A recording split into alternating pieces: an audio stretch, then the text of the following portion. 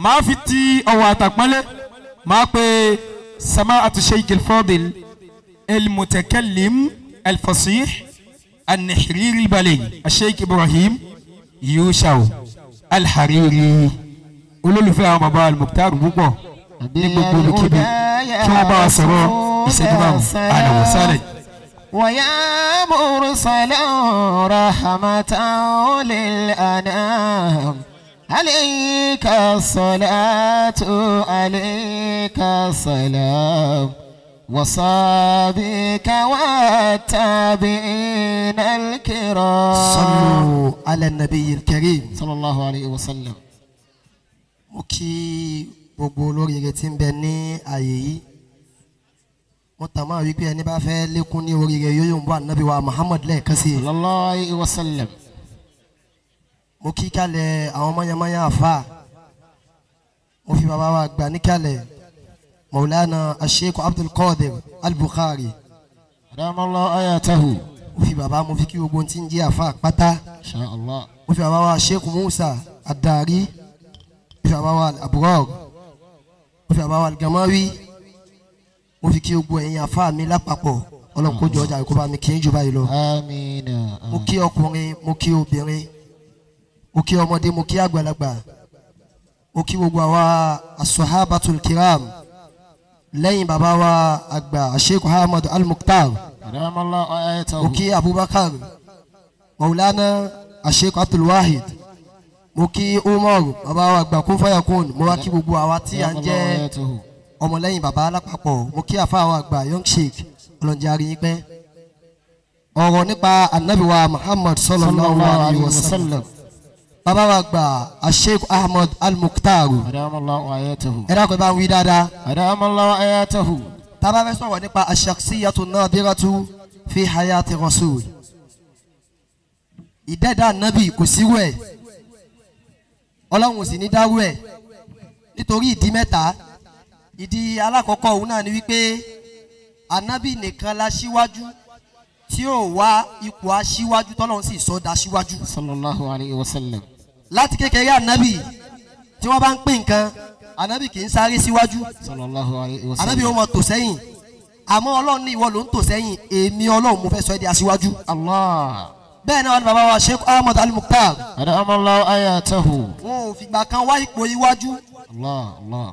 Tí Ọlọ́run bá kádàrá wípé kí àsìkò òun tó tẹ́ wá ń bẹ lẹ́gbẹ̀ẹ́ bàbá ò ní sáré káwọn kírun fún yín. Ẹni bá pàdé bàbá lóde ìkómọ àbí ó pàdé bàbá ní wedding bàbá ó sì máa ju wá sílẹ̀ fẹ́ lómi pé ìwọ náà ṣe. Allahu akbar. Ànábì wa Muhammad sallallahu alayhi wa sallam. Ànábì àtàwọn sábẹ́ rẹ̀ ń jọ kan wọ́n lọ sọ́jà wọ́n lọ rẹ ẹran. Ànábì wa sọ fáwọn sábẹ́ rẹ̀ wípé ẹran tá a rà yìí bó o láti ṣe. Ìkànnì àwọn sábẹ́ ní èmi ní pa èmi náà sì ní du. Ànábì ní dákun mọ́ ṣe bẹ́ẹ̀ ìwọ nìkan ò ní kó ládàá ẹran. Kẹ́nìkan pa kẹ́nìkan wá bú awọ rẹ̀ kéèmí Ànábì Muhammadu kéèmí wá bọ̀ kí n wá sí. Mashallah, I recognize the presence baba wa Sheikh Sulaiman Kun Fayakun all the way from Ilorin Akiwakabo. Mashallah. Ẹ wo bá Ànábì ti tó. Ẹ wá jókòó báyìí. Mashallah. Ẹ wo bó ti kàǹkà tó. Asoki alari di ema binu. I recognize the presence Alhaji Mutiullah Adewale Atik, Chairman Al-Atik. I recognize that one. Bákan náà, I also recognize Alhaja wa Kafaya Tusinga Akiwakabo. Ahlan wa sahlan wa marhaban bikum. Ẹ wo bá Ànábì ti pàtàkì tó. Tòun ti bẹ́ẹ̀ náà wá rè kò rí rẹ̀ ní aṣíwájú. Allah. Làbáfi ni wa munzu alzamtu afukhari madaihahu. Wa munzu alzamtu afukhari madaihahu. Wa munzu adhikaritu alzamtu. Wa munzu alzamtu adhikari madaihahu. Ìlú ìdáná níbẹ̀ wajaditu likalasi khayra multazimi. Wajaditu bikalasi khayra multazimi. Shakhsiya Ànábì wa Muhammadu. Ìdẹ́dà Ànábì ó ṣọ̀wọ́n púpọ̀ lójú ogun Uhud. Ànábì ṣèṣe lójú ogun yìí débi wípé àti gbé apá Ànábì ó ṣòro àti gbé ẹsẹ̀ Ànábì ó ṣòro. Sallallahu alayhi wa sallam. Ànábì wá fẹ́ gun orí òkè kò wá lágbára àti gun orí òkè. Arákùnrin kan bẹ wọ́n ń pè ní Tọ́lẹ́hà Tọ́líhà yìí ó wá gbé ẹ̀yìn rẹ̀ lẹ̀ fún ànábì wípé sallallahu alayhi wa sallam. ànábì gun orí mi kó o sì bọ́ sókè. ومنذ ألزمت أفكاري مدائيه. ànábì wa tẹ orí ọkùnrin yìí bọ́ sókè. gbólóhùn tí yóò jáde lẹ́nu ànábì náà ni wípé àwùjábà Tọ́líhà. Allah. Tọ́líhà mọ̀ ti sọ àlùjánnà dọ̀rọ̀ yẹn fúnra rẹ̀. sallallahu alayhi wa àwọn sallam. afáwa ní Tọ́líhà nìkan kọ́ gbogbo ẹni tó bá ti gbé ẹ̀yìn rẹ̀ lẹ̀ wípé látara mi orúkọ ànábì ó mọ̀ ga ẹni náà ti sọ orí dọ̀rọ̀ yẹn fúnra rẹ̀. وجرت لخلاصي غير ملتزم وجرت لخلاصي غير ملتزم.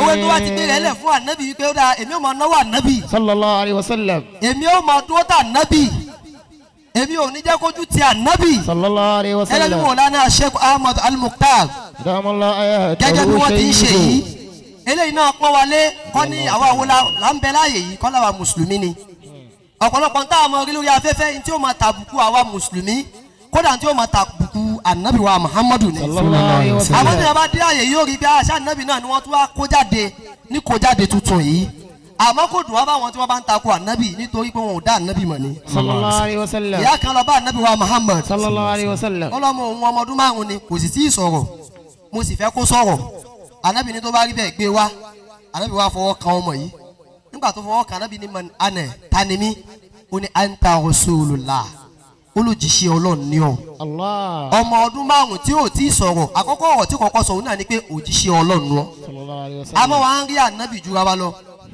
gẹ́gẹ́ bí bàbá wa Sheikh Ahmad Al-Mukhtar دام الله آياته. gẹ́gẹ́ bí wọ́n ṣe dá ànábì mọ̀ tí wọ́n tún wá rí lọ́nà àrà Allah. wọ́n wá kó jáde lọ́nà àrà ẹni bá lóhùn ń takò yín bí ìgbà tí ń takò ànábì wa Muhammadu صلى الله عليه وسلم. ẹni bá lóhùn ń retí kẹ́ ṣubú ìgbà tí yẹn ń retí ká ànábì ṣubú ni صلى الله عليه وسلم. ọ̀pọ̀lọpọ̀ àwọn èèyàn ibi tá a ti pàdé la mọ̀ àmọ́ ibi tá a ti ń bọ̀ ẹni tí ò bá mọ ibi tá a ti ń bọ̀ ni ó mọ dààmú lórí ọ̀rọ̀ yín wípé bóò ló ti wá jẹ́ nígbà tó jẹ́ pé àtọ̀ ànábì ni ṣàtìsí ẹlẹ́ẹ̀kẹta tí mo wá rí lára bàbá òun náà ni wípé ànábì á máa náwó débi pé yóò sì ná tán tí yóò sì ní ṣẹ́kù kankan ní àpò rẹ̀. صلى الله عليه وسلم. bàbá Sheikh Ahmad Al-Mukhtar wọ́n lè má fẹ́ kí n sọ̀rọ̀ yìí àmọ́ yìí sọ níta bí ọdún díẹ̀ sẹ́yìn mo dà níyà àti lọ ṣe birthday mi nílùú ànábì wa Muhammad. صلى الله عليه وسلم. bàbá ni mo wá san owó umra fún bọ́lọ̀ ń fẹ́ àti wá búùkù tíkẹ́ẹ̀tì àwa ń retí visa ò wá jáde mọ́ bàbá wa pè mí sínú ọ́fíìsì wípé àfa visa ò mọ̀ jáde